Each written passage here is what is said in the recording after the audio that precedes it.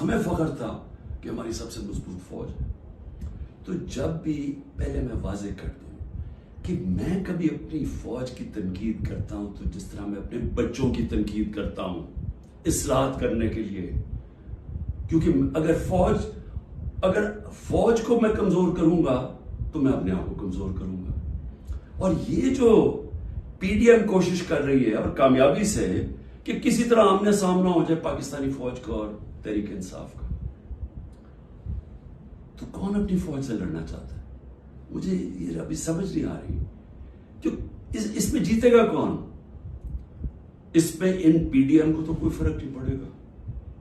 یہ جب memo get میں امریکہ کو کہہ رہا تھا زرداری کہ جناب مجھے اپنی فوج سے بچا لو، اس کے پیسے باہر پڑے ہوئے ہیں. جب نواز شریف انڈین لابی کو اور اسرائیل لابی کو اپنے ساتھ بلانا چاہتا تھا، اپنی فوج کو کہہ رہا تھا کہ دہشت گردی میں ملوث ہے، اس کے پیسے اربوں ڈالر باہر پڑا ہوا ہے.